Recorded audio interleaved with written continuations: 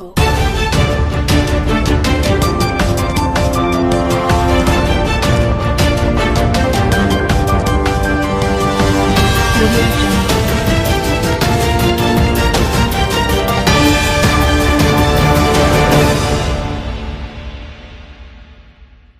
Welcome to TJ nine news.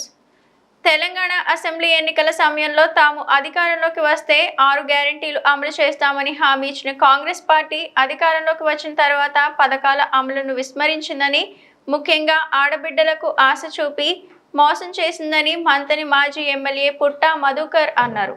Telangana రాష్ట్ర ప్రజలను వంచించి మోసం చేసిన కాంగ్రెస్ ప్రభుత్వం పనితీరును ఎండగడుతూ ఈ నెల 14 నుంచి డిసెంబర్ 9 వరకు చేపట్టిన కాంగ్రెస్ ప్రజా వంచన దినాలు నిరసన కార్యక్రమాల్లో భాగంగా మంతని పట్టణంలోని గాంధీ చౌక్లో జాతిపిత గాంధీకి వినతి పత్రం అందజేసి నిరసన కార్యక్రమాలను ఆయన ప్రారంభించారు. ఈ సందర్భంగా ఆయన మాట్లాడుతూ 6 గ్యారెంటీలతో పాటు మరో 420 హామీలను ప్రజల ముందు పెట్టి నయవంచన చేశారన్నారు. తాము అధికారంలోకి వచ్చిన 100 రోజుల్లోనే పథకాలు అమలు చేస్తామని చెప్పిన కాంగ్రెస్ పాలకులు 11 నెలలు గడుస్తున్న 6 గ్యారెంటీల్లో కేవలం ఒక్క ఉచిత ప్రయాణం మినహా ఏవి అమలు చేయడం లేదన్నారు. ఇందులో ముఖ్యంగా ఆడబిడ్డలకు నెలకు 2500 రూపాయలు ఇస్తామని ఇందిరాగాంధీ, మహాత్మా గాంధీ ఫోటోలు పెట్టుకుని మేనిఫెస్టో చూపించి దగా చేశారన్నారు.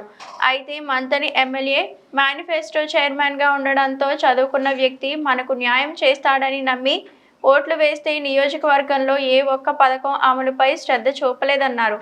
రేవంత్ సర్కార్ పనితీరును ఎండగట్టి పోరాటం చేయాలని, డిసెంబర్ 9 వరకు జరిగే నిరసన కార్యక్రమాల్లో బీఆర్ఎస్ పార్టీ శ్రేణులు అధిక సంఖ్యలో పాల్గొని విజయవంతం చేయాలని ఆయన పిలుపునిచ్చారు. జవాబు చెప్పాలి, శ్వేతపత్రం విడుదల చేయాలి. మీరు ఎన్నికల సమయంలో నేనే మేనిఫెస్టో తయారు చేసిన, నన్నంత మేధావిగా రాష్ట్ర కేంద్ర పార్టీ కాంగ్రెస్ పార్టీ నన్ను గుర్తించింది. నా అంత తెలియకల్లోని రాష్ట్రంలోనే ఎవరు లేరని మీరు చెప్పారు ఎమ్మెల్యే గారు. ఏమైందో జవాబు చెప్పాలి ప్రజలకని అడుగుతా ఉన్నాను. ముందుగా నేను దాదాపు అన్ని మండలాలు వెళ్ళే కార్యక్రమానికి శ్రీకారం చుట్టడం జరిగింది. ఇవాళ ఎక్కడ వెళ్తే అక్కడ కొన్ని పథకాల గురించి చెప్పడం జరుగుతూ ఉంటుంది కనుక ఇక్కడ మహాలక్ష్మి అనే పథకాన్ని ముందుగా పెట్టిన వాళ్ళు. అయితే మనం ఈ దేశాన్ని భరత మాతతోటి పోలుస్తాం. ఆ భరత మాతతో పోల్చేటువంటి ఆ మాతలనే మోసం చేసిన పార్టీ కాంగ్రెస్ పార్టీ. ఆడబిడ్డలు మనం గృహప్రవేశానికైనా, ఇంట్లో పండుగ, ఊర్లో పండుగ వచ్చినా, ఏదొచ్చినా కూడా ఆడబిడ్డలను పిలుచుకుంటాం. వాళ్ళు లేని మనకు కార్యక్రమమే లేదు తెలంగాణ రాష్ట్రంలో, భారతదేశంలో.